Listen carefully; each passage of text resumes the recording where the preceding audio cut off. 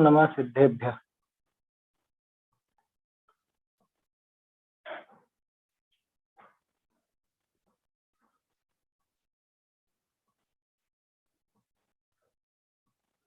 मंगलमय मंगल करण वीतराग विज्ञान, नमो ताहि जाते भये आदि महान। करि मंगल करि हो महाग्रंथ करन को काज, जाते मिले समाज सब पावे निज पद राज। सत्ता स्वरूप ग्रंथ पर अपनी चर्चा चल रही है। इसमें मुख्य रूप से तो भागचंद जी साहब अपने को प्रमाण दिखा रहे हैं कि किस प्रकार के प्रमाण होते हैं और कैसे प्रमाणों का प्रयोग करके हमें सच्चे देव का, माने सर्वज्ञ देव का सही सही निर्णय हो सकता है। ये सारी मेहनत सिर्फ इसलिए है क्योंकि हम सच्चे देव का स्वरूप जान सके, उनका निर्णय कर सके। लेकिन उनका स्वरूप जानने में ऐसी क्या विशेषता? प्रश्न तो ये भी बनता है ना, क्यों इतनी मेहनत करें, क्यों उनके स्वरूप को जाने? तो जवाब उसका पहले भी कई बार आ चुका है कि भाई उनको जाने बिना, अरहंत देव के स्वरूप का निर्णय किए बिना अपने आत्म स्वरूप का निर्णय नहीं हो सकता। इसलिए अरहंत के स्वरूप को जानना जरूरी है और इसलिए उन प्रमाणों को जानना जरूरी है। तो सारी बात घूम फिर करके अपने आत्म स्वरूप की सिद्धि पर ही आती है। नाम भले सर्वज्ञ सिद्धि हो, नाम भले ये प्रमाण आदि का विस्तार ये सारा हो, लेकिन काम तो उससे आखिरकार अपने आत्म स्वरूप का निर्णय ही है। अगर वो नहीं होता इसके पीछे तो इतनी मेहनत कोई नहीं करता, तो करने की जरूरत भी नहीं थी। ये सारी मेहनत, ये सारी बात समझने की इसीलिए है क्योंकि ये इसके बिना अपने आत्म स्वरूप का निर्णय नहीं हो सकता और अपने जो मुख्य प्रयोजन है अपना सुखी होने का, वो सुखी होने का प्रयोजन नहीं सद। इसलिए ये सारी बात अपने को जानना जरूरी है कि किस प्रकार के प्रमाणों का प्रयोग करके अपन सच्चे देव को जान सकते हैं, कैसे कैसे प्रमाण होते हैं, कैसे अप्रमाण होते हैं।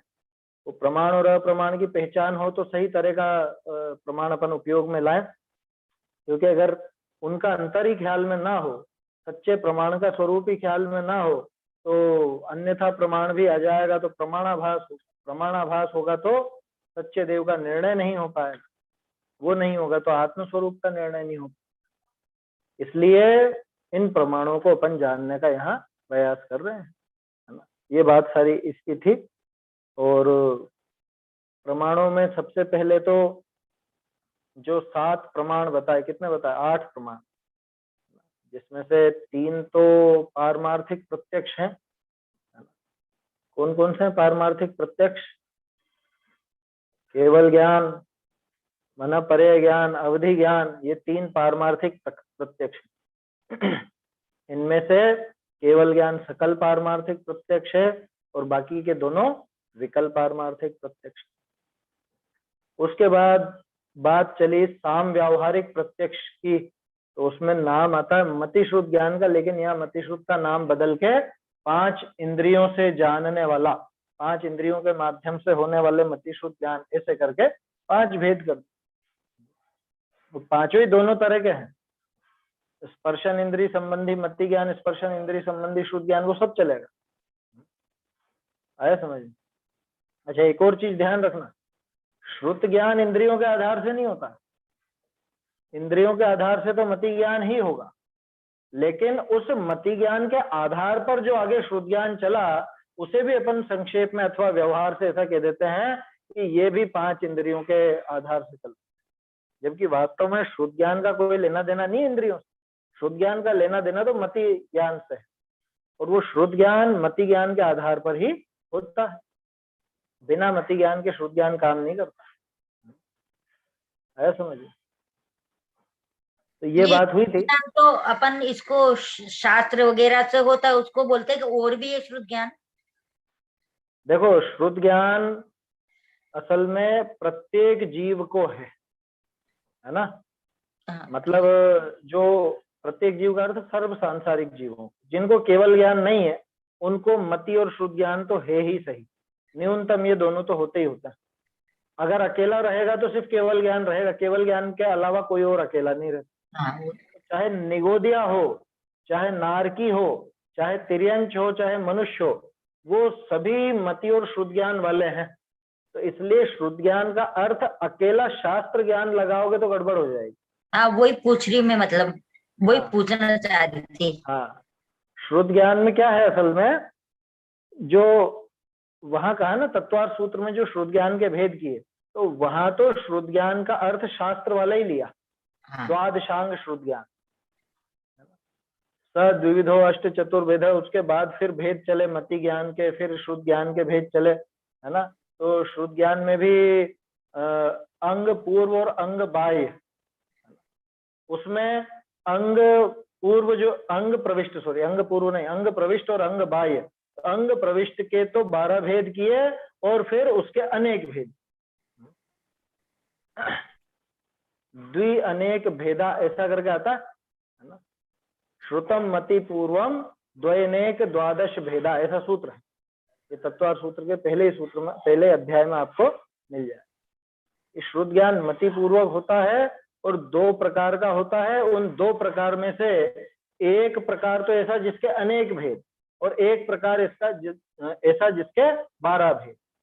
तो एक प्रकार ऐसा जिसके अनेक भेद, वो कौन सा, कि वो अंग बाह्य, वो शास्त्र के, द्वादशांग से बाहर का, वो शास्त्र के अनुसार, द्वादशांग से बाहर का नहीं, वो शास्त्र, द्वादशांग से बाहर का, वो अनेक अच्छा प्रकार द्वादश, का है।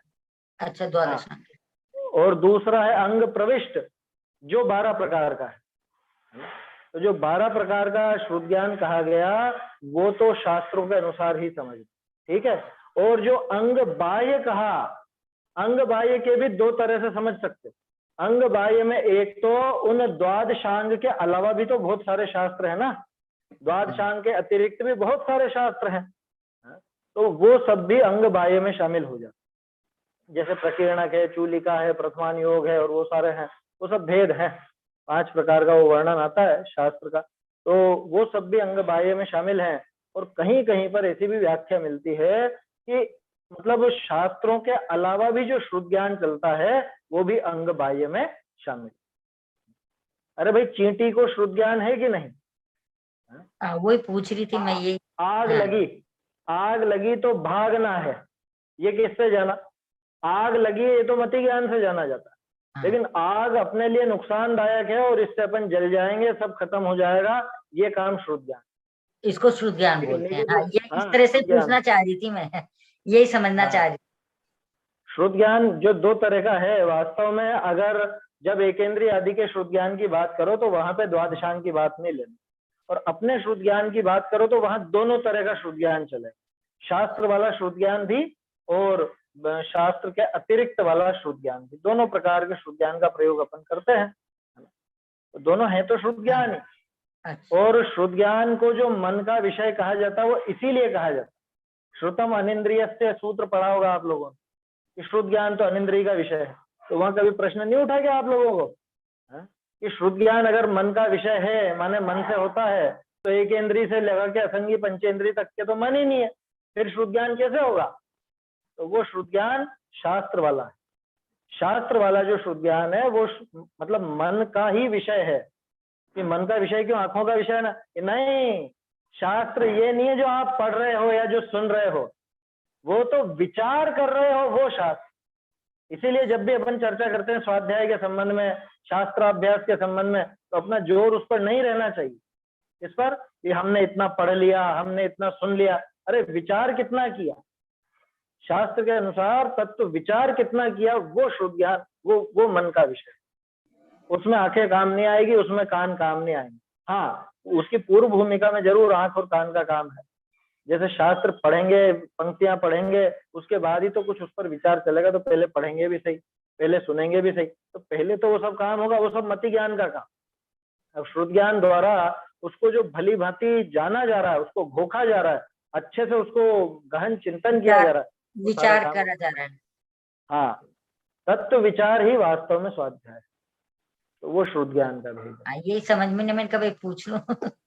नहीं नहीं, कोई दिक्कत नहीं। वो असल में दूसरे जो जीव हैं उनके हाँ। श्रुत ज्ञान होता है, वो शास्त्र वाला नहीं। इसमें बहुत से जीव, मतलब बहुत सी जगह ऐसी भी परिभाषा आती है, आप लोगों ने पढ़ी होगी, वो अपने हित और अहित का चिंतन नहीं कर सकते। तो ये बताओ, हित अहित का चिंतन कैसे नहीं कर सकते? हित अहित का चिंतन कैसे नहीं कर सकते? चींटी को नहीं मालूम है क्या कि आग है तो भागो, शक्कर है वो तो भी खा लो? है वो भी निकल जाती है एक हित अहित साइड का से। चिंतन, वो हित और अहित का चिंतन नहीं है क्या? फिर उनके मन है वो कैसे भी। नहीं? मन का काम हित अहित का चिंतन करना बताया, अथवा हित अहित का चिंतन वो शुद्ध ज्ञान के द्वारा मन से होता है, तो उनके मन नहीं और ये हित अहित का चिंतन तो वो भी कर लेते। वो हित और अहित की जो बात है ना, वो वास्तव में अपने पारमार्थिक हित और अहित की बात। मन के बिना अपने पारमार्थिक हित और अहित की बात नहीं सोची जा सकती। वो ज्यादा से ज्यादा उस भव संबंधी जो प्राप्त पर्याय, उस प्राप्त पर्याय में क्या अपने लिए भला और बुरा जो उसको लगता है, वास्तव में भला बुरा क्या है वो नहीं, जो उसको भला बुरा लगता है उसका विचार तो उनको हो जाता है बिना मन के। लेकिन मैं सुखी कैसे होऊंगा इसका वास्तविक जवाब नहीं मिलता। चींटी से पूछो कि भाई कैसे सुखी होंगे, कि शक्कर खा लो, खूब शक्कर इकट्ठी कर लो और दाने इकट्ठे कर लो, अपने दिल में सुखी हो जाएंगे। उसके दिमाग में यही रहेगा, माने उसके ज्ञान में यही रहेगा। वो कभी ये नहीं समझ सकती, मतलब उस पर्याय में, कि मैं अपने आत्म स्वरूप को समझूं या आत्म स्वरूप को समझ करके सुखी हो जाऊं, इस तरह का विचार कभी उसको नहीं। तो असली और है, हाँ वो मान रही है तो क्या करे? मैं तो बिजली के खटके में उंगली देने से हित मान रहा हूँ, तो वो थोड़ी ना हित हो जाएगा। मानने से कुछ थोड़ी ना होता। एक तो अपनी बुद्धि से ये बात बिल्कुल निकाल दो कि वो तो ऐसा मान रहे हैं, उनकी मान्यता में तो यही धर्म है, अन्य मतियों के संबंध में या और किसी जीव के संबंध में, कि उनको तो इसी में धर्म लगता है। अरे लगता है तो धर्म थोड़ी ना हो जाएगा। लोगों ने तो बकरे काटने में भी धर्म मान रखा है, तो क्या धर्म हो जाएगा क्या? कल से ये तर्क दे दिया जाए कि अरे नहीं नहीं, वो तो उनकी नजर में तो धर्म है ना, देखो उनकी नजर में, बहुत से लोगों को होता है इस तरह का तर्क। उनकी नजर में धर्म होने से कोई धर्म थोड़ी ना हो जाएगा। मुझे तो ऐसा लगता है कि सबसे बड़ा पुण्य का काम है रोज रात को 12 बजे सड़क पर डीजे बजा करके निकलो बहुत जोर जोर से, उसमें बहुत पुण्य होगा और बहुत धर्म होगा। क्या सबको जगाओ, इसमें बहुत धर्म होगा, मैं तो ऐसा सोच के चलूं, तो ये थोड़े ना धर्म हो जाएगा। तो सरकार का जो नियम है, तो उस नियम का पालन तो करना ही होगा। आया समझ? नियम तो नियम ही रहेगा, किसी के मानने से नहीं हो जाता। चींटी सोचती है कि आग से भागना इसी में हित है, या शक्कर इकट्ठी कर लेना उसी में हित है, या ये कुछ भी वस्तु जो भी जिस पर भी चींटियां आती हैं, चींटी का तो उदाहरण है और भी दूसरी चीजों में लगा लेना। तो उन जीवों ने जो हित और हित समझ रखा है, बस उनकी बुद्धि उस पर्याय जितनी ही है ना। अगले भाव का अथवा पारमार्थिक जिसको हम कहते हैं, ऐसे हित और हित का चिंतन उन जीवों को नहीं हो सकता। क्यों नहीं हो सकता? क्योंकि उसके लिए मन चाहिए, उसके लिए असली श्रुत चाहिए, असली श्रुत ज्ञान चाहिए, है ना। जिनवाणी में जो सुखी होने का उपाय बताया है, ये बिना मन के नहीं समझा जा सकता। तत्व विचार, वेद विज्ञान, ये सब। हाँ, ये सारी चीजें उसमें चाहिए। ठीक है, तो ये सारी बात हुई थी अपनी मति और शुद्ध ज्ञान की बात भी यहाँ हुई। इसके बाद बात चली परोक्ष ज्ञान के भेदों। तो आप सोच रहे होंगे कि वापस पुराना विषय दोहरा रहे हैं, दोहराना जरूरी है, ये दोहराएंगे अपन ताकि अच्छे से पक्का हो जाए। कितने बताए थे परोक्ष प्रमाण? 5। कौन कौन से? है ना, आवाज आ गई क्या आप लोगों? स्मृति, प्रत्यभिज्ञान, तर्क, अनुमान। नहीं मेरी नहीं, जिन्होंने बोला उनकी पूछ रहा हूँ मैं तो। हाँ उनकी भी आ रही है। अच्छा अच्छा, तो स्मृति, प्रत्यभिज्ञान, तर्क, अनुमान, आगम, ये 5 भेद परोक्ष प्रमाण के हैं। तो कल भी अपनी बात हुई थी कि ये मति और श्रुत के ही अवान्तर भेद है, जिसमें स्मृति तो साक्षात मति ज्ञान का ही एक रूप है ना। अच्छा, स्मृति में कल भी एक बात पर मैंने आप लोगों को ध्यान दिलाया था कि स्मृति का अर्थ कैसा, कि वो व्यक्ति ऐसा था, ये स्मृति है क्या? वह व्यक्ति ऐसा था, वह व्यक्ति वैसा था, ये स्मृति है या नहीं? ये स्मृति नहीं है, ये प्रत्यभिज्ञान। प्रत्यभिज्ञान में आता है। हाँ, वो प्रत्यभिज्ञान में आएगा। स्मृति में तो वह तद इत्याकारा स्मृति, कि पूर्व में जो ज्ञान हुआ। देखो न्याय दीपिका की परिभाषा मैं आपको बताता हूं। न्याय दीपिका में इनकी सबकी बहुत अच्छी परिभाषा है, चाहे तो आप नोट कर लीजिए।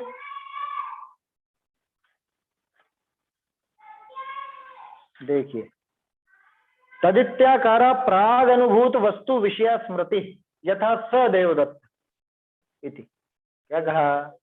सुनिए, तत् तत् तत् यानी वह कौन? यह क्यों नहीं? क्योंकि पूर्व में जाने हुए को जान रहे हैं वापस, पूर्व में जाने का स्मरण है, पूर्व में जाने हुए का स्मरण, तो इसलिए यहाँ पे वह शब्द का प्रयोग किया। अरे वो ऐसा नहीं, ऐसा लगाते ही प्रत्यभिज्ञान में पहुंच जाओगे। वह देवदत्त, वो हमारे फला जो भी लगते हो, जो भी रिश्तेदार हो, वो हमारे जिया जी, वो हमारे फूफा जी, वो हमारे बुआ जी, या वो हमारे और जो भी, वो कहते वो याद आ गए। तो सिर्फ याद आना, तद इति आकारा प्राग अनुभूत वस्तु विषया, किसको विषय बनाती है? कि प्राग अनुभूत, प्राग माने पूर्व काल में, पहले जिस वस्तु को विषय बनाया है, पहले जिसका अनुभव किया है। ध्यान रखना, अनुभव वर्तमान काल की पर्याय को कहा जाता है, अनुभव वर्तमान ही होता है, इसलिए इसके साथ प्राग शब्द जोड़ा कि पहले जिसका अनुभव किया था उसको विषय बनाने वाली स्मृति होती है। और कैसी होती है? उसका आकार के साथ तत् इति आकार, वह याद आ गई, किसी चीज की याद आ गई, सपने में याद आ गई, या बैठे बैठे सोच रहे थे और बैठे बैठे याद आ गई, वो कहलाती है स्मृति। तदित्याकारा प्राग अनुभूत वस्तु विषया स्मृति यथा स देवदत्त, जैसे वह देवदत्त। अरे एक वो लड़का था हमारे साथ पढ़ता था, बस ये याद आ गई। अब फिर उसके बाद और विषय चलेंगे, वो इससे तो अच्छा था, वो इससे तो इस शब्द का प्रयोग और उस शब्द का प्रयोग, ये दोनों शब्दों को समझ रहे? इस बोलते हैं सामने वाली वस्तु को, उस बोलते हैं जो वस्तु सामने नहीं। यह और वह तो समझते हैं ना, यह और वह, यह किसके लिए बोलते हैं अपन? जो हमारे सामने है उसके लिए यह का प्रयोग किया जाता है, इसका प्रयोग किया जाता है। और जो हमारे सामने नहीं है उसके लिए वह, उस, ऐसे शब्दों का अपन प्रयोग करते हैं। तो जो सामने नहीं है लेकिन पहले जिसका अनुभव किया था और आज उसकी याद आ गई, है ना, आज उसकी याद आ गई, तो इसका नाम है स्मृति। ठीक है, ये न्याय दीपिका की परिभाषा है। अब फिर प्रत्यभिज्ञान में क्या होगा कि जो याद आया ना, उस याद आए हुए विषय को वर्तमान में जिसका अनुभव हो रहा है उसके साथ कुछ संकलन करके, कुछ मिलाप करके उसका ज्ञान चलेगा। वो संकलनात्मक ज्ञान, जोड़ रूप ज्ञान आया था, कल शब्द आया था जोड़ रूप ज्ञान। किसका जोड़? कि भूतपूर्व, पूर्व में जानी हुई वस्तु का वर्तमान में जानी हुई वस्तु के साथ जोड़ रूप ज्ञान। उसके साथ चाहे सदृशता देख लो, चाहे तदात्मकता देख लो, चाहे विसदृशता देख लो, कुछ भी देख लो। देखो न्याय दीपिका में इसकी परिभाषा क्या लिखी? अनुभव स्मृति हेतुकम संकलनात्मक ज्ञानम प्रत्यभिज्ञान। अनुभव स्मृति हेतुकम, दो चीजें मिल गई, अनुभव तत्काल का, वर्तमान का, यह का, है ना, ये जो सामने वस्तु है उसका, स्मृति पूर्व की, पहले जाने हुई वस्तु की। तो पहले जानी हुई वस्तु का तो है, उसकी तो है स्मृति, और वर्तमान में जिसको जान रहे हैं उसका है अनुभव। तो अनुभव और स्मृति, इन दोनों से जो ज्ञान पैदा हुआ, इन दोनों के संकलन से, इन दोनों के मिलाप से जो ज्ञान पैदा हुआ है, उस ज्ञान का नाम है प्रत्यभिज्ञान। आया समझ में? अनुभव स्मृति हेतुकम संकलनात्मक ज्ञानम प्रत्यभिज्ञानम। इसमें बहुत बढ़िया बात लिखी थी अभिनव धर्म भूषण यति ने। क्या लिखा? इदं तुल्लेखी ज्ञानम अनुभव तत् उल्लेखी ज्ञानम स्मरणम। क्या मतलब? इदंत, इदंत मतलब ये इस, है ना, जो अपने सामने वस्तु है, ऐसा जो ज्ञान है इसका उल्लेख करने वाला ज्ञान अनुभव कहलाता है। माने वर्तमान काल में जिसको अपन जानते हैं उसको जानने वाला ज्ञान तो अनुभव कहलाता है। और तत् उल्लेखी ज्ञानम स्मरणम, तत् यानी वह का उल्लेख करने वाला ज्ञान स्मरण, यह का उल्लेख करने वाला अनुभव, वह का उल्लेख करने वाला स्मृति। अनुभव और स्मृति ये दोनों जब मिलते हैं और इन दोनों के मिलाप पर जब कुछ सदृशता, विसदृशता, तदात्मकता, छोटापना, बड़ापना है, जो भी आपके दिमाग में तुलना हो सके वो सारी तुलनाएं चलती हैं, उसका नाम है प्रत्यभिज्ञान। उसे प्रत्यभिज्ञान माने प्रत्यभिज्ञान स्मृति ज्ञान का अगला चैप्टर है, क्योंकि किसी की याद आएगी तो कुछ ना कुछ उससे आगे बात और बढ़ेगी बढ़ेगी। इसको मैं इस तरह से देखता हूं कि श्रुत ज्ञान की एक परिभाषा है ना कि मति ज्ञान पूर्वक जानी हुई वस्तु के संबंध में विशेष जानना, उसको श्रुत ज्ञान कहते हैं। ये सुनी होगी आप लोगों ने परिभाषा। अब इसको स्मृति और प्रत्यभिज्ञान पर घटित करो। स्मृति किसका भेद है? स्मृति किसका भेद? मति ज्ञान का। स्मृति खुद मति ज्ञान है, ठीक है ना। स्मृति बराबर मति ज्ञान। श्रुत ज्ञान क्या करता है कि श्रुत ज्ञान उस मति ज्ञान से जाने हुए पदार्थ के संबंध में अथवा संबंध से और विशेष जानता। तो प्रत्यभिज्ञान भी तो यही कर रहा है। प्रत्यभिज्ञान ने उस मति ज्ञान से जाने हुए पदार्थ को, पूर्व में जाने हुए पदार्थ का स्मरण जो हुआ, उस स्मरण से आगे गाड़ी चलाई, उसने और ज्यादा गहरे में गया और अभी जो जानने में आ रहा है उससे उस स्मरण का मिलाप किया, मिलाप करके देखा तो तुलना हो गई। ये प्रत्यभिज्ञान का काम नहीं, पहले जाना हुआ याद आएगा, वो मति ज्ञान का ही काम है, वो श्रुत ज्ञान का काम है। अरे सूत्र है ये तो, मति ज्ञान का नाम दिया है, मति स्मृति संज्ञा चिंताभिनिबोध इत्यनर्थांतरम, वहां पे प्रत्यभिज्ञान नहीं दिया है ना। प्रत्यभिज्ञान है जो निर्णय लेता है, जो निर्णय लेने में सहायक। प्रत्यभिज्ञान हाँ निर्णय लेने में भी सहायक है, बिल्कुल सही है बात आप। प्रत्यभिज्ञान निर्णय लेने में भी सहायक है। क्यों? क्योंकि जब आप तुलना करोगे तो निर्णय करोगे तो सही, अरे सीधा सा है ना। अब आप ही लोगों का उदाहरण, साड़ी देखने जाते हो तो वहां पे आपस में मिलान करते होगे नहीं, अरे ये उससे तो अच्छी, ये ले लो, ये जल्दी ले लो, ये वाली बढ़िया है उससे। या कोई भी और काम हो तो उसके अंदर जब अपन तुलना करते हैं, हालांकि तुलना दो वर्तमान वाली वस्तुओं की भी हो सकती है ना, उसको अपन प्रत्यभिज्ञान नहीं कहेंगे, ध्यान रखना। वो श्रुत ज्ञान का ही काम चल रहा है। प्रत्यभिज्ञान में तो पहले जानी हुई वस्तु और आज जानी हुई वस्तु ऐसा वो लेना, हालांकि निर्णय करने में काम आता है प्रत्यभिज्ञान, इसमें कोई दिक्कत नहीं। अरे आत्म स्वरूप का निर्णय उस प्रत्यभिज्ञान से ही तो होगा। अरे शास्त्रों में जैसा पढ़ा था, जैसा मैंने जाना था, शास्त्रों में आत्मा की जो महिमा गाई गई है, जैसा अमृत तुल्य स्वाद बताया है, अतीन्द्रिय अनुभव, अतीन्द्रिय आनंद जो बताया, वास्तव में वो ये किससे जानने में आएगा? कि पहले शास्त्रों को जाना था और अभी वर्तमान में आत्मा का अनुभव कर रहा है, तो उस अनुभव को शास्त्रों, जाने हुए शास्त्रों के स्मरण से मिलान करके देखता है।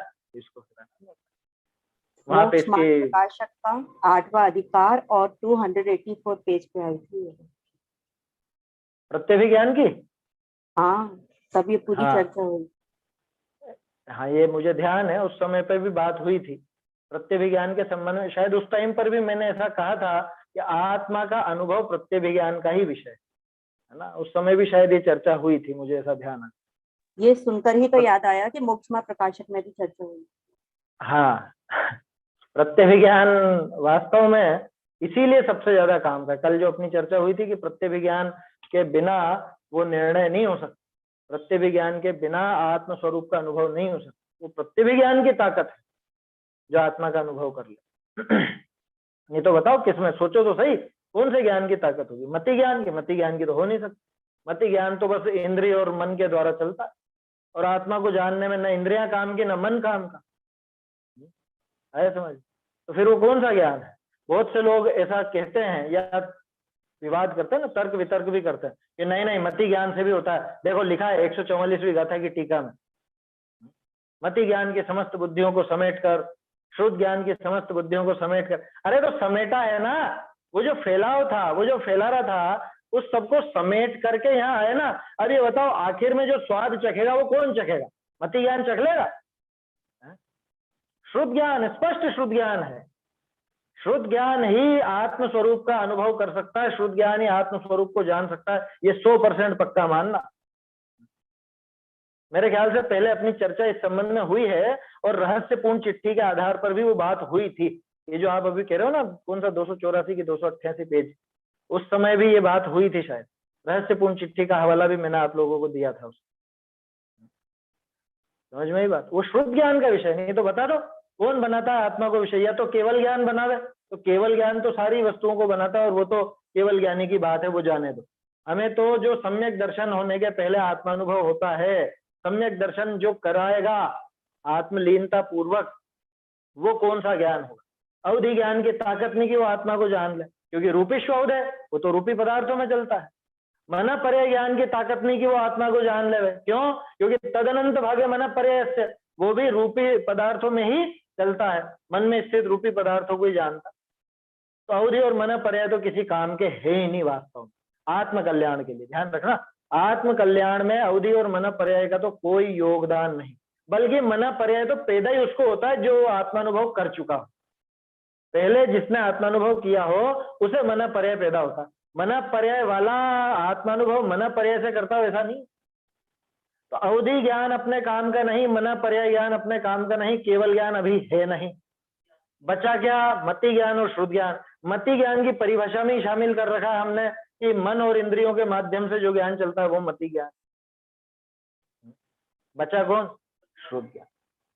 मति ज्ञान से जाने हुए पदार्थ के संबंध में विशेष जानने वाला, आया समझ? विशेष जानने वाला। तो कैसे जाना विशेष? कि मति ज्ञान से, चक्षु इंद्रिय की मदद से मैंने मति ज्ञान से शास्त्र को पढ़ा, वो पंक्तियां पढ़ी, है ना। कर्ण इंद्रिय के माध्यम से मैंने मति ज्ञान चलाया, प्रवचन सुना, स्वाध्याय सुनी, ठीक है। मन के माध्यम से मति ज्ञान में और कुछ विचार भी कर लिए थोड़े बहुत। लेकिन अब जो श्रुत ज्ञान चलेगा, इन सब देखी हुई, सुनी हुई और थोड़ी सी विचारी हुई बातों पर और आगे जो विशेष विस्तार से समझ में आएगा, वो श्रुत ज्ञान का काम है। आत्मा के स्वरूप कि श्रुत ज्ञान केवल ज्ञान को बुलाता है, ये बात भी तो आई। हाँ, श्रुत ज्ञान ही तो केवल ज्ञान। ये तो कई बार अपनी चर्चा हुई है कि श्रुत ज्ञान ही उस केवल ज्ञान को पकड़ करके लाता है। जब अपन ये कहते हैं कि केवल ज्ञान अपना स्वभाव है, केवल ज्ञान जैसी अनंत पर्याय पी करके मैं बैठा हुआ हूँ, ये बोलते हैं ना, अध्यात्म में आता है ना, ये द्रव्य तो आत्म स्वरूप तो केवल ज्ञान जैसे अनंत पर्यायों को पी करके बैठा तो निकल क्यों नहीं रही बात? कि निकलेगी। कौन निकाल के लाया? कि वो श्रुत ज्ञान निकाल के लाया। ऐसा समझ, वो श्रुत ज्ञान उसको खींच करके बाहर लेके आता है कि चलो आ गया है तुम्हारा समय, अब मैं जाता हूं, अब तुम आ जाओ। शुद्ध ज्ञान खुद गायब होकर के और उनको सामने ले आता। समझ में आई बात? तो ये शुद्ध ज्ञान का विस्तार जैसा है वैसा ही प्रत्यभिज्ञान का भी विस्तार देखना। प्रत्यभिज्ञान श्रुत ज्ञान का एक हिस्सा है, श्रुत ज्ञान उससे बहुत अगाध है। ये जो अभी अपन आगे भेद देख रहे हैं ना, एक स्मृति को छोड़ दो, बाकी के चारों श्रुत ज्ञान में होते, चाहे प्रत्यभिज्ञान हो, चाहे तर्क हो, चाहे अनुमान हो, चाहे आगम हो, ये चारों के चारों श्रुत ज्ञान के ही भेद।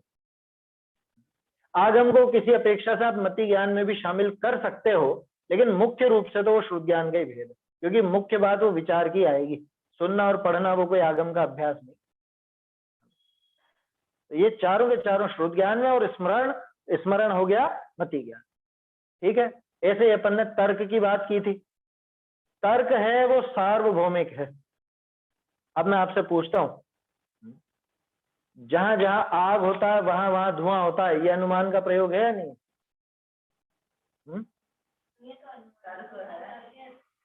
ये तर्क है, ये अनुमान नहीं है ना? क्यों? अनुमान में तो उस साधन से साध्य की सिद्धि की जाती। तर्क की सीधी सी परिभाषा है, ऊहो नाम तर्क।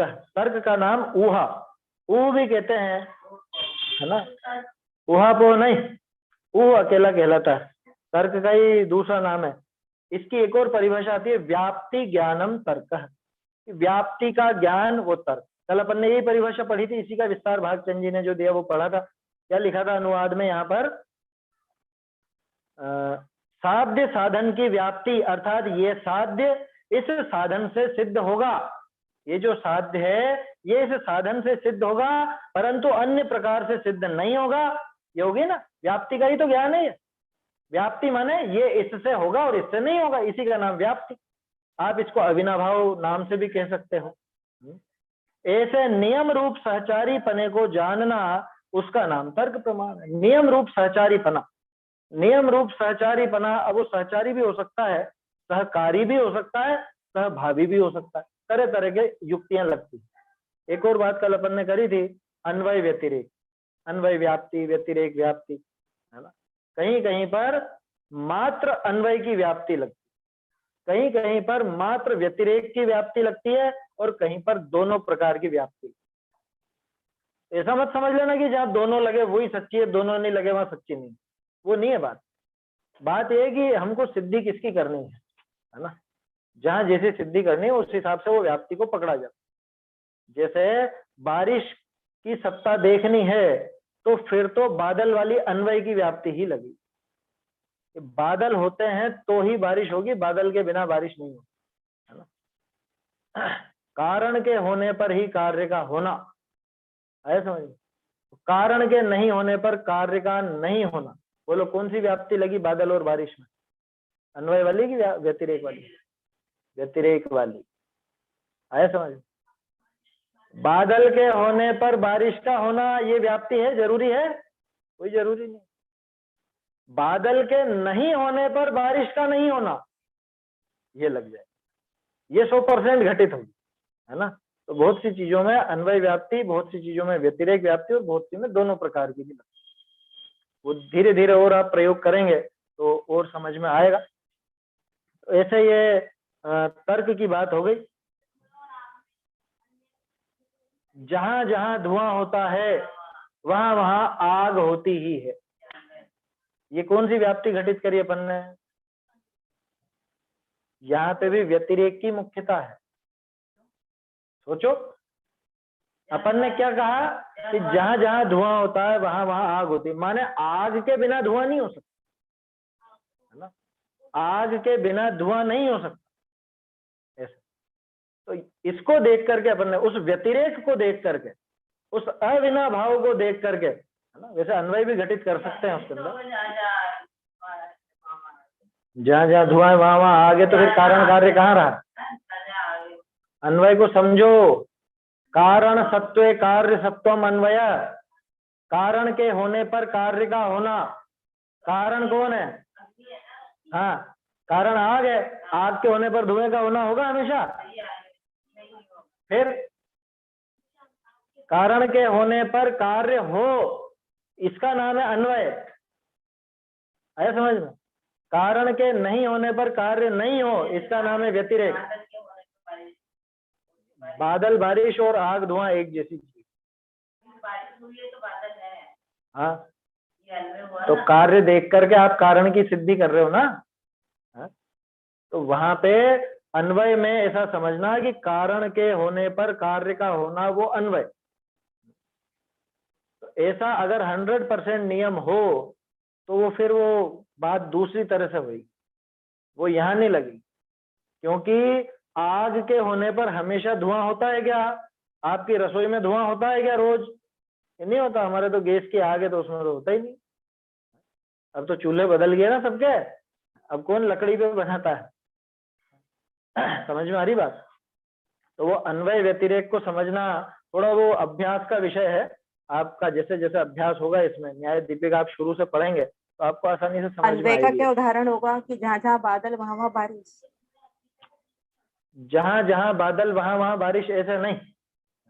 कारण के होने पर कार्य का होना, जैसे कि बीज बोया गया है तो उसका अंकुर फूटेगा, ऐसे। कर्म बंधा है तो उसका फल आएगा, ऐसे। वो लगा सकते हैं, वो लगा सकते हैं, वहां पर नहीं भी आए तो ऐसे कई उदाहरण बन जाते।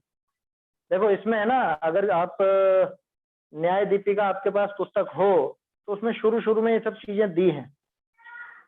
देखो मैं देखता हूँ इसके अंदर,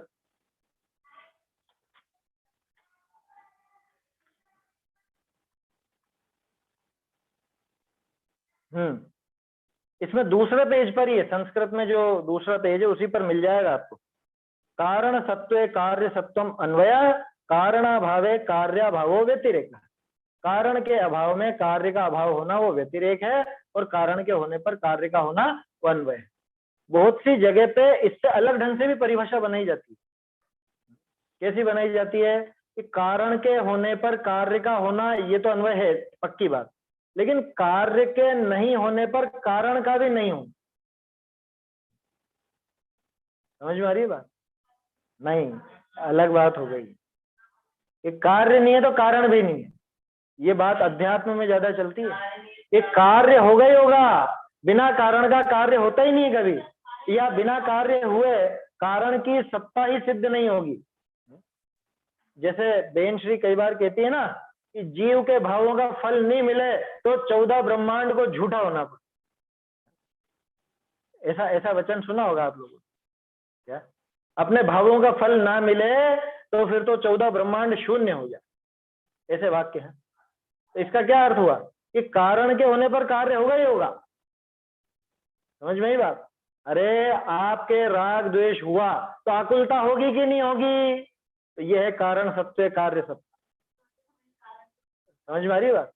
और उल्टा भी चलता है कि कारण के अभाव पर कार्य का अभाव, ये तो व्यतिरेक ही सही। इसके अलावा उल्टा चलता है, कार्य के होने पर कारण का होना वो अन्वय। अनुमान में इस तरह से देखते हैं अपन, साधन से साध्य की सिद्धि करते हैं ना, कार्य से कारण को पकड़ते हैं। कार्य क्या था? आग और धुएं में कार्य क्या था? धुआं, है ना। कारण कौन था? आग। ध्यान से फिर से कल अपन ने जो बात करी थी उसी को फिर से दोहराएं। कारण कार्य और साधन साध्य एक नहीं है, कल भी करी थी ना बात। साधन और साध्य अलग चीज है, कारण और कार्य अलग चीज। आग और धुएं में देखें तो आग है कारण और धुआं है कार्य। अब बोलो हम किसको पकड़ते हैं, कार्य को या कारण को? कार्य को पकड़ते हैं। कार्य को पकड़ते हैं, वो कार्य हो गया उस कारण का साधन, तो वो कारण बन गया साध्य। समझ में आई बात? फिर से, जब हमने उस कार्य को पकड़ा, कार्य को पकड़ा माने धुएं को पकड़ा माने जाना, है ना, पकड़ा शब्द से जानना समझ। अपन ने देखा धुआं है, धुएं को जाना माने कार्य को जाना, तो कार्य क्या बन गया? साधन बन गया। किस चीज का साधन बन गया? अग्नि रूप कारण का साध्य, मतलब अग्नि रूप कारण जो कि साध्य है, उस साध्य की सिद्धि का साधन बन गया। समझ में आ रही है बात? कारण कार्य और साधन साध्य में कंफ्यूज मत हो। बोलिए, प्रश्न है किसी को? चलिए, तो कारण और कार्य में, कारण कार्य उस वस्तु, किसी का माइक चालू है? प्रश्न हो तो पूछिए, नहीं तो माइक बंद कर लीजिए।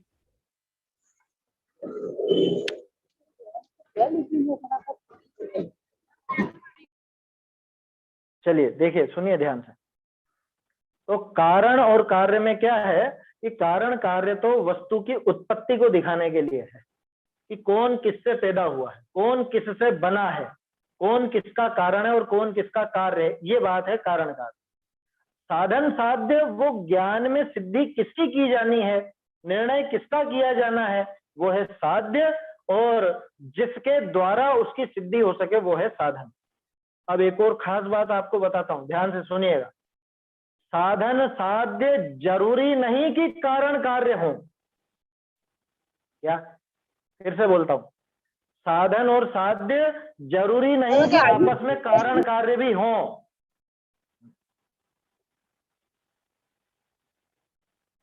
कैसे? जैसे अभी तो अपन ने अग्नि और धुएं की सिद्धि करी, अब किसी ऐसी चीज की अपने को सिद्धि करनी हो कि जहां पे कारण कार्य व्यवस्था ही नहीं। मान लो दो व्यक्ति हैं, दो मित्र, बहुत नजदीकी मित्र, या समझ लो दो भाई हैं, जहां जाते हैं बिल्कुल साथ साथ जाते हैं। अब आपने देखा कि जैसे मान लो एक सोनू है, एक मोनू है, जो भी आपको नाम रखना, ठीक है ना। तो सोनू दिखा तो सोनू को देखते ही आपके दिमाग में क्या आएगा, अरे मोनू भी आया है। मोनू को देखा क्या आपने? नहीं देखा, लेकिन आपने उस सोनू के आने रूप साधन से मोनू जो कि साध्य हो गया उसकी सिद्धि कर ली। अब ये बताओ कौन किसका कारण है और कौन किसका कार्य है इसमें? कारण कार्य है क्या वो दोनों आपस में? वो कारण कार्य नहीं है। समझ में आ रही है बात क्या कहना चाह रहा था मैं? माने साध्य साधन अलग चीज है बिल्कुल। वो कभी कभी कारण कार्य हो सकते हैं, लेकिन साध्य साधन हमेशा कारण कार्य हो ऐसा नियम नहीं। वो सहचारियों में भी लग सकता है, वो सहकारियों में भी लग सकता है, और जो कारण कार्य हैं उनमें भी लग सकता है ना। तो इस चीज का हमको ध्यान रखना चाहिए। अधिकांश लोग उसको कारण कार्य समझ बैठते हैं तो वहां बहुत विपरीतता हो जाती है। साधन साध्य हमेशा कारण कार्य नहीं होते, बल्कि वो कुछ और भी हो सकते हैं। तो ये अपन ने बात करी तर्क के संबंध में और अनुमान के संबंध में। मेरे ख्याल से अब काफी कुछ इसमें क्लियर हुआ होगा। अनुमान की परिभाषा, व्याप्ति ज्ञानम ऊहा, ये तो अपन ने देख लिया। व्याप्ति ज्ञानम तर्क, व्याप्ति का ज्ञान वो तर्क है, ये तो तर्क की परिभाषा होगी। अनुमान की परिभाषा क्या थी? साधनात् साध्य विज्ञानम अनुमानम, साधन से साध्य का ज्ञान होना वो अनुमान है ना। साधन से जो साध्य का ज्ञान करा जाता है, साधन से जो साध्य को जाना जाता है, उसका निर्णय किया जाता है, उसका नाम है अनुमान। साधनात् साध्य विज्ञानम, पंचमी विभक्ति का प्रयोग।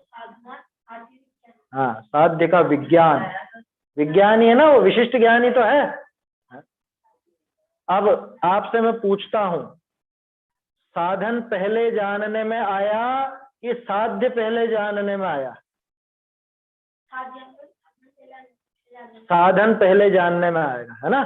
साधन को पहले जान करके और फिर उसके बाद साध्य का ज्ञान किया जाएगा। अरे अपन ने ये जाना ना, इसका तो उससे संबंध है।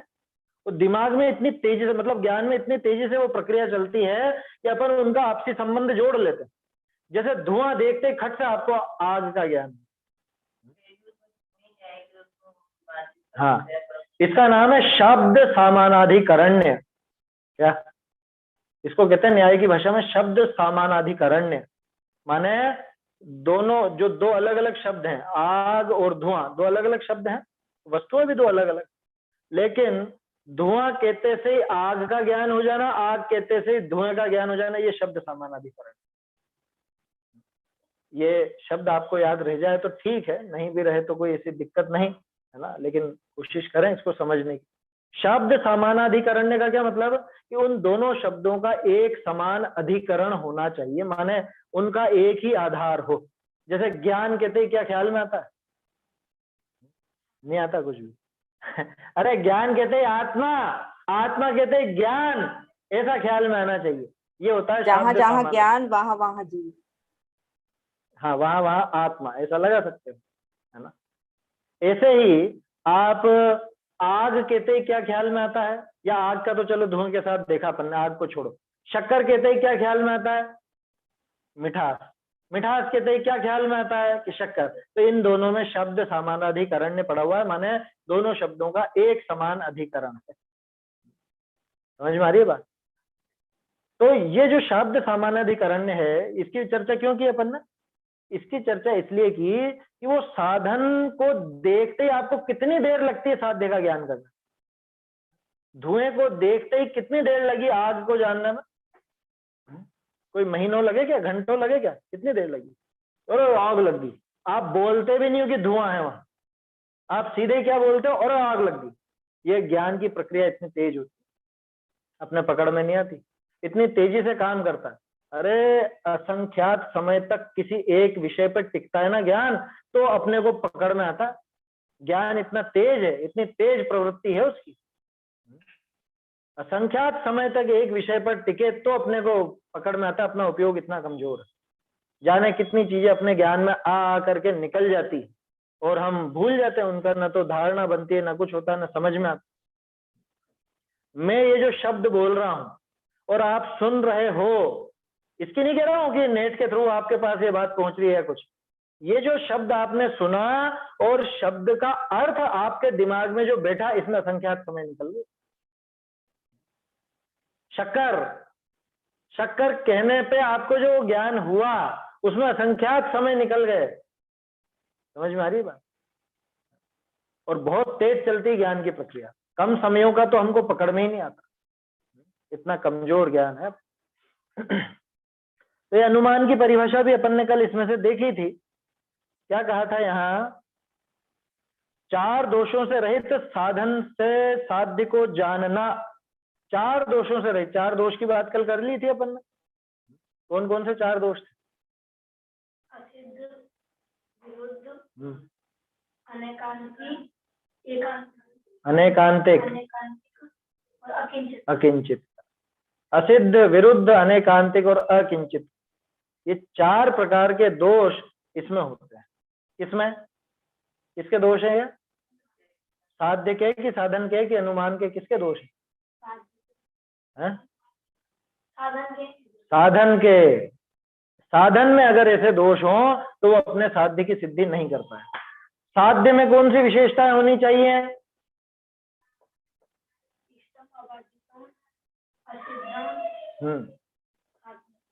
इष्ट, अबाधित और असिद्ध होना चाहिए, है ना। इसमें एक और इसकी परिभाषा अलग से भी आती है, वहां पे अभिप्रेत, है ना। और अभिप्रेत माने तो इष्ट हो गया। अबाधित, अबाधित शब्द तो वहां है। अबाधितम और अभिप्रेतम, अप्रसिद्धम, साध्यम, ऐसी भी परिभाषा आपको मिल जाएगी। तो शब्दों का भेद है, बात वो की वही। तीन विशेषण होने चाहिए साध्य में, माने साध्य ऐसा हो जो हमारा इष्ट हो, अभिप्रेत हो, हमारा अभिप्राय उससे जुड़ा हुआ हो, है ना। जिसकी सिद्धि हो तो हमें नुकसान नहीं हो जाए, उल्टा काम ना हो जाए, ऐसा इष्ट यानी कि अभिप्रेत साध्य होना चाहिए। और दूसरा विशेषण अबाधित होना चाहिए, किसी प्रमाण से बाधा नहीं आनी चाहिए, क्योंकि अगर प्रमाण से बाधा आ गई तो कभी सिद्ध नहीं हो सकता, सिद्ध नहीं हो सकता। भाई कोई प्रमाण बाधा खड़ी कर देगा उसमें तो कैसे सिद्धि होगी उसकी। और तीसरी बात कि आज तक असिद्ध होना चाहिए, क्योंकि इतनी मेहनत किसके लिए नहीं। अगर वो वस्तु असिद्ध नहीं है, पहले से ही सिद्ध है, तो सिद्ध वस्तु को किस लिए सिद्ध करना? निरर्थक है, वो बिना बात की मेहनत है ना। खास चीज ये है कि अब आप कह सकते हो कि सर्वज्ञ की सिद्धि भी क्यों करनी फिर? सर्वज्ञों की सिद्धि दूसरों के ज्ञान में तो है ही। तो कल मैंने एक बात कही थी, अपने ज्ञान में असिद्ध होना चाहिए, अपने ज्ञान में असिद्ध होना चाहिए, तब जाकर के तो अनुमान प्रयोग चलेगा। अथवा एक और बात है ना, दो तरह का अनुमान चलता है, स्वार्थानुमान और परार्थानुमान। ठीक है, आज ये नई बात है, कल नहीं बताई। स्वार्थानुमान और परार्थानुमान। स्वार्थानुमान माने मैं खुद ज्ञान कर रहा हूं, खुद जान रहा हूं, खुद अनुमान का प्रयोग करके जान रहा हूं, किसी और से लेना देना नहीं, उसमें शब्दों का भी प्रयोग नहीं होता, तो वो कहलाता है स्वार्थानुमान। जैसे मैंने खुद ने धुआं देखा और निर्णय कर लिया वहां आग लगी, मैं कुछ बोला भी नहीं किसी से। अच्छा, इसमें तर्क की मैंने कोई ऐसी व्याप्ति भी घटित नहीं करी, ना कोई मैंने इसका वहां पे उदाहरण देखे, है ना अन्वय रूप उदाहरण देखे, ना व्यतिरेक रूप उदाहरण देखे, कुछ भी नहीं, बस दिमाग में आ गई बात, वहां आग लगी। ये हो गया स्वार्थानुमान। एक होता है परार्थानुमान, जैसे एक बच्चे को अपन सिखाएं कि बेटा वहां पे देखो वहां आग लगी है, वो कहेगा कहाँ लग रही है, मुझे तो दिख ही नहीं, वहां धुआं दिख रहा है ना, जहां जहां धुआं होता है वहां वहां आग। कैसे? देखो रसोई में पुराने जमाने की, है ना, कि वहां पे देखो आग होती है तो वहां धुआं होता है, और जहां जहां आग नहीं होती, एक मिनट उल्टा बोला क्या मैं, जहां जहां धुआं होता है वहां वहां आग होती है ना, और जहां जहां आग नहीं होती वहां वहां धुआं नहीं होता। जैसे तालाब पे चलते हैं ना अपन, ऐसे ऐसे बच्चे को समझाया जाता है। तो जो शिष्य है अथवा जो भी जिसको भी समझाना है, उसके लिए अनुमान का प्रयोग करना वो कहलाता परार्थानुमान।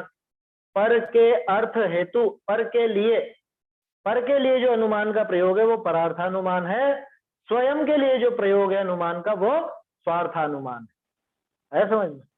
स्वार्थ अनुमान में कोई वो सेल्फिश वाला स्वार्थ मत ले लेना। क्या स्वार्थ अनुमान माने स्वयं के प्रयोजन के लिए, स्वयं के हेतु जो अनुमान का प्रयोग वो स्वार्थानुमान, दूसरे को समझाने के लिए जो अनुमान का प्रयोग वो परार्थ। इस तरह से ये अनुमान के भेद हैं। अनुमान साधन से साध्य के ज्ञान को कहते हैं। साधन चार दोषों से रहित होता है, साध्य तीन विशेषणों से सहित होता है। ऐसे साधन से साध्य के विशिष्ट ज्ञान का नाम है अनुमान। और ये अनुमान भी बहुत खास है। जैसे प्रत्यभिज्ञान अपने आत्म स्वरूप को समझने में बहुत काम का है, ऐसे ही सर्वज्ञ भगवान की, अरहंत भगवान की सिद्धि करने में ये अनुमान प्रमाण ही सबसे ज्यादा काम आया समझ में। कैसे तो अपन देखेंगे आगे, इससे ही सिद्ध होंगे, सर्वज्ञता की सिद्धि इससे होगी, और कोई प्रमाण से आप सिद्ध नहीं कर सकते। प्रत्यक्ष से कर सकते हो क्या कि मैंने देखा अरहंत भगवान, कौन बोल सकता बताओ? अनुमान से ही होती है उनकी।